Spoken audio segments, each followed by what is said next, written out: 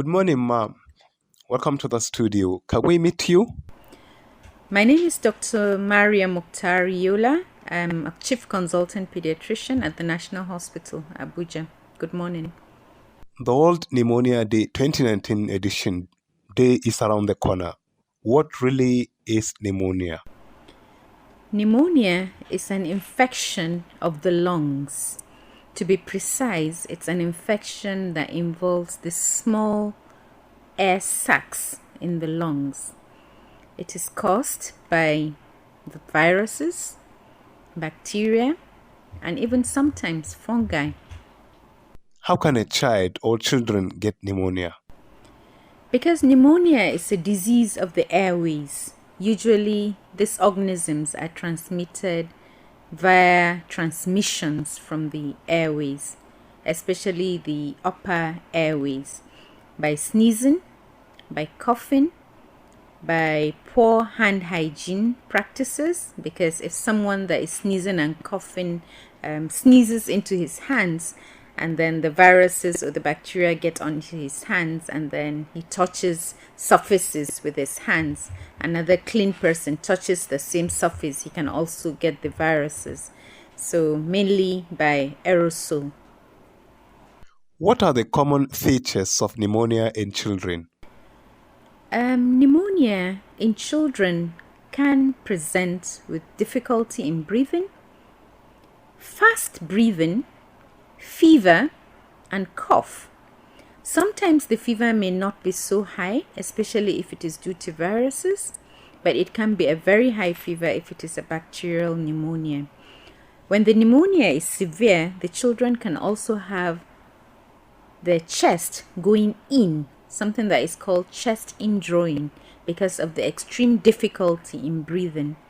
And when the pneumonia is severe, the children may not be able to eat or drink, and can even have convulsions and have other symptoms that may be more serious and alarming. Oftentimes, when pneumonia is mentioned, it's mentioned irrespective of children. Are children more at risk of contracting pneumonia, and if yes, why? Well, you are quite right. Pneumonia is a disease for all, but 50% of those that get infected are actually children under the age of 5. For instance, it is globally estimated that about 1.6 million people have pneumonia every year, but about 800,000 of those are actually children. So you can see about 50% are children, and these children are usually under the age of 5. So pneumonia is most common in children, especially under the age of 1, but also under the age of 5, and then also in the elderly above the age of 65. Now, these are peculiar groups of people that have their immunity not either fully developed or is declining because of old age. Now, children in particular are susceptible to pneumonia, especially the young children, because their airways are still developing, so their immunity is not yet optimal, and then they do not have the ability to fight infection as much as older children. And then some of them are yet to be protected against pneumonia because they have not received the necessary immunizations, or nutritional issues. When some of them are not optimally well nourished, their defense systems are low. So therefore you see pneumonia being more common in children. Why should preventing pneumonia be taken very seriously by every parent or guardian? Yes, pneumonia is a very serious illness, but the good news is pneumonia is preventable. If we establish personal hygiene, good hand washing, exclusive breastfeeding from birth to at least 6 months, that means giving breast milk only without water, and then continuing to breastfeed up to the age of at least 1 year, preferably 2 years if possible. That will be very good for the child's nutrition. Okay, offering the child the full range of immunizations, because pneumonia there are different causes of pneumonia, as we mentioned. You can have pneumonia resulting from tuberculosis, and that's why the child receives the BCG vaccine.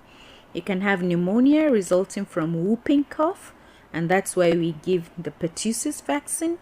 You can have pneumonia resulting from an organism called Haemophilus influenza and type B, and that's why we give the hip vaccine. Okay, you can also have pneumonia that results from measles, and that's why we give the measles immunization. Okay, and also pneumonia, especially beyond the age of 1 year, is often caused by another organism called the Streptococcus pneumoniae, and that's why we also give another vaccine called the pneumococcal vaccine. So immunization is a very strong protector of against pneumonia. For our parents and listeners at home, can you please tell us the condition or circumstances that can make pneumonia possible in children? Certainly, apart from infections, there are other environmental factors which can predispose a child to having pneumonia. For instance, an overcrowding in a room with a poor ventilation. Cross ventilation is very important in every household. Smoke and a smoking environment, not just active smoke, even passive smoke.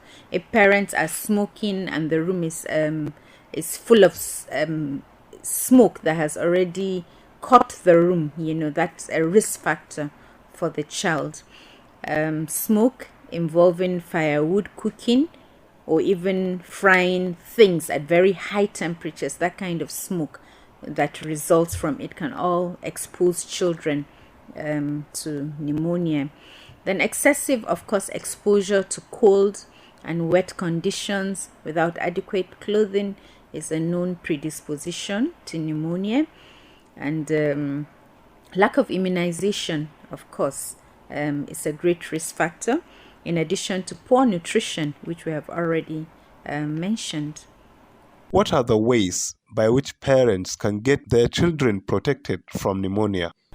Well, the best thing to do is to start right and start strong.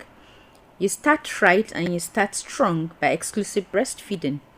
Adequate nutrition. Anybody that is well nourished is protected not only against pneumonia but against a barrage of diseases. The second thing to do is good personal hygiene. Teach children the importance of hand washing, the importance of how to sneeze and how to protect oneself from a sneezer, and then himself when he's sneezing, how to protect his next door person standing next to him. So good personal hygiene is very important.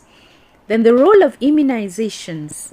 We've mentioned that quite a number of the organisms causing pneumonia can actually be prevented by immunization. A good environment that is devoid of environmental smoke, that is well ventilated and not crowded. These are environments that would prevent pneumonia.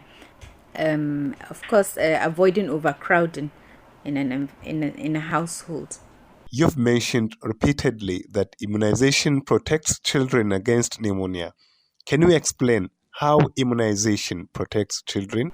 Well, immunization or vaccinations against illnesses are actually preventive methods that give a child immunity against a certain organism by rendering that organism unable to attack the host when he comes in contact with that organism. There are various ways that vaccines work, but the important thing is they provide protection for the child against certain infections. If you suspect a child has pneumonia, the first thing to do is go to the hospital. You must go to the hospital. Make sure the child is well protected, well clothed, okay? And you must go to the hospital, especially if the child is running a fever, having fast breathing, or having chest indrawing, that child would need a doctor's attention. And medications usually would be given. Antibiotics are used to treat pneumonia. You may be asked to do a chest x-ray. And if the child is very ill, the child may need to be admitted and treated. Do children in Nigeria get pneumonia? Is it even existing here in Nigeria? Absolutely. Pneumonia is actually common all over the world, but half of the global pneumonia cases are actually occur in sub-Saharan Africa and in Asia.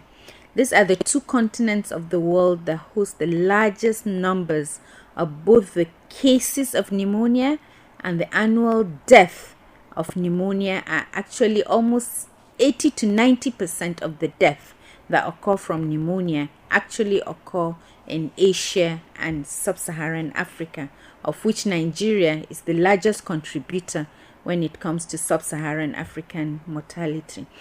So Nigeria is definitely one of the top 3 countries in the world that have the largest burden of pneumonia.